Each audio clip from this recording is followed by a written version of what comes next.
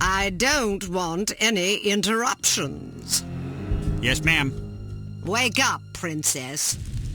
So, this is the indomitable Cate Archer, super spy. I hope Armstrong wasn't too rough with you, dear. I'm not sure whether it's his Scottish blood or his peasant heritage, but he's rather lacking in social polish. Oh, but you're Scottish too, aren't you? Ah, how insensitive of me. Baroness Dumont, you're not what I expected. Is that so? Sorry if I'm a disappointment. Not at all. Quite the opposite, in fact. Meeting your husband didn't lead me to expect much of the woman who'd choose to marry him. Oh, yes, my husband. He's a child in the body of a man. A rather large man. All I have to do is play mommy every once in a while, and I get to spend his money any way I please. And he has plenty of money to spend. But enough about my vocation. Let's talk about yours. Your vocation? But I thought you were working for harm. Harm works for me, darling. I'm impressed. Not bad for a little orphan girl who went from princess to pauper. It takes a great deal of conviction to overcome adversity the way you have, or a great deal of hatred. A little of both, actually. I wouldn't have expected such insight from someone like you. Well, perhaps you don't know as much about me as you think. I know enough. A girl spy in a man's world? That takes gall, surely. That you've been such a damnable nuisance speaks highly of your talents. But the fact that you're my prisoner suggests that you overestimate yourself. Just a bit. Little girl who thinks she can take on the world. Is that so different from a little girl that thinks she can take over the world? Well, we're both ambitious. Too bad your ambition is so petty. Is that what you think? You might have done great things. Instead, look what you've settled for. Exacting revenge on people who remind you of those snobs that ostracized you and your mom after that nasty business with your father. You call it revenge? I call it house cleaning. House cleaning? That's right. Every one of these smug blue bloods I scrub out makes the world a little cleaner. As far as I'm concerned, they're lint. Excuse me, Baroness. I said no interruptions! Somebody shoot this man! Where were we? Ah, yes. You were moralizing. Next, I suppose you'll tell me that I can't possibly succeed. Not if I have anything to do with it. Well, you certainly have spirit. And fortunately, you won't have anything to do with it. Not unless you can rise from the grave, that is. Are you afraid to die? I haven't given it much thought. Thanks to the incompetence of the insufferable Inga Wagner, you still have some time for reflection. My instructions were to give you a 10-hour fuse, but that bloated moron gave you 10 days, which leaves you roughly 45 minutes to live. I've been infected. At the club, that dart that hit my neck. Yes, and if it weren't for Fräulein Wagner's mind-numbing ineptitude, you'd already be dead. You get what you pay for. Isn't that the truth? You have no idea how hard it is to find qualified criminals these days. Nothing but misfits, mutants. I hope you don't expect sympathy.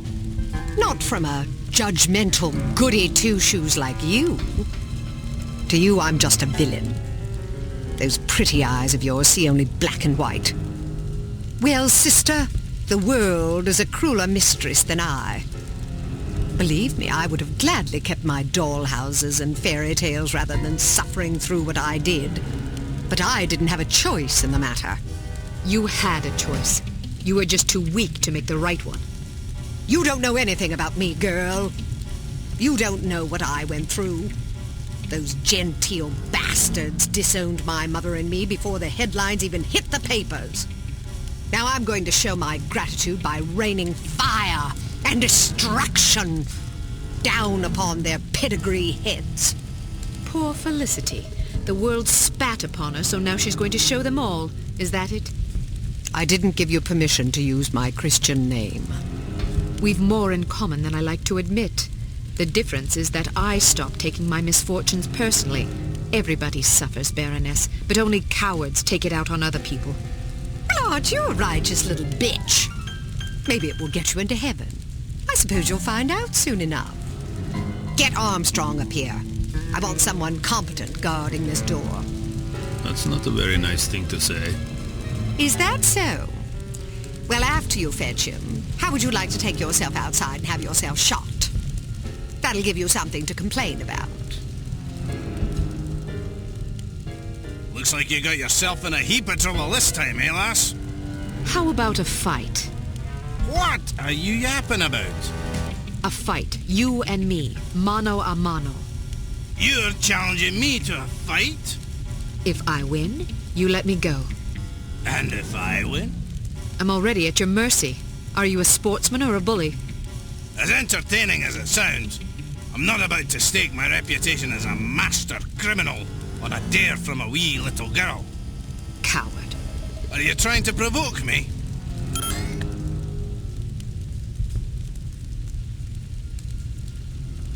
You're just afraid I'd clobber you. Ha! I'd be more afraid of an angry chipmunk. I always figured you for a sissy. I dare you to say that again. Maybe you should trade your kilt for a skirt. Maybe you should shut your damn cake hole before I put my fist in it.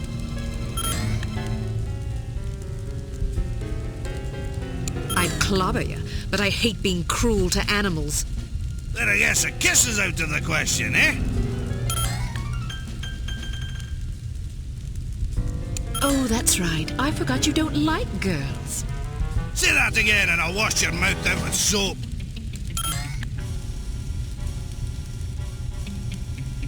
Have you always been a coward, or is it a recent development? Don't provoke me, missy. That's it! You pushed me too far, Gunley!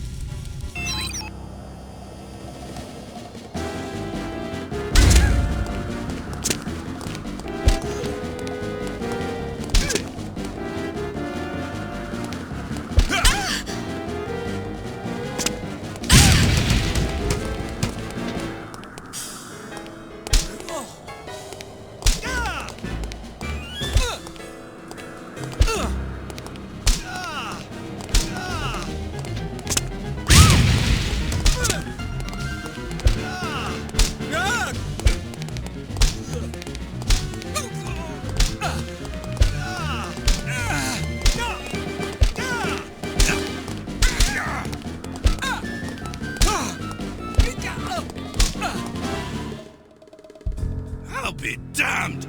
Walloped by a girl! So, do you intend to keep your word and let me go, or do I need to pummel you some more?